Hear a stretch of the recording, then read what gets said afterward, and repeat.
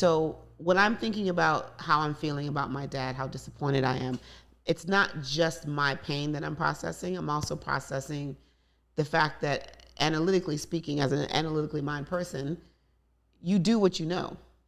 I know how my dad grew up.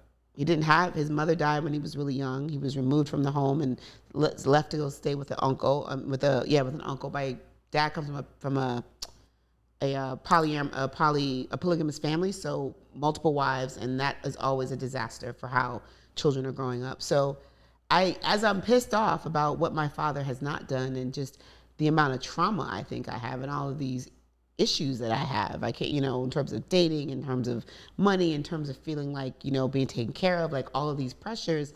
I'm also having the simultaneous understanding that my father grew up with basically nothing. Yeah. It is essentially a self-made man. Was able to come to this country and build a life for himself and a family. And yeah, he's done a shitty job at being a father, but he also is a human being. And so there was this moment where they were like, you could say all those things that you want to say to your father, tell him how he has failed you, and you'd be well within your rights to do that. But there are consequences to doing that. If you do that, because my power is actually in, when I say something to somebody, I know the damage it can do if I'm not careful. You could hurt him irrevocably. He's the only parent you have left. The other side of this is you could accept that he's been a shitty human being, understand that a lot of that comes from not having had, the tools, and try to make a different path.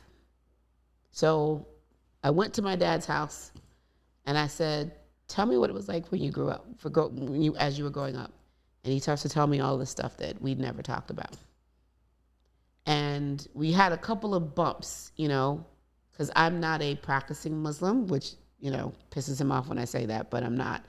And he was always trying to make me like, you need to pray, da-da-da. I was like, listen, I'm a grown woman. You don't need to worry about that. I got that part. And so me not being a practicing Muslim has always been like a thorn in his side because, I'm like, Dad, you're not going to hellfire because I'm not Muslim. That's not going to be the reason. Like that's, but I get it. Like that's your religion. I respect it, but that's not where I am. So the bumps along the road, with each bump, I had to clarify, I'm not that girl. I had to say to him, I like who I am. You can either like who I am or you can just live your life without me in it. It's up to you. Acts right. There's another bump. And I'm like, you make it really hard to be your daughter. And I'm getting really tired of this. And then, over time, I would just stop avoiding him and I would spend time with him. We would have, he started to change.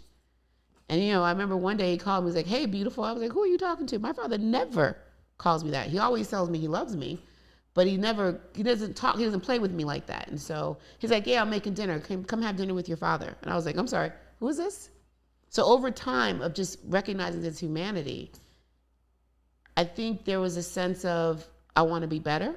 Like, our parents, regardless of what they say or don't say, they know when they've failed us. I genuinely believe that every parent out here who has estranged children know why those children don't mess with them.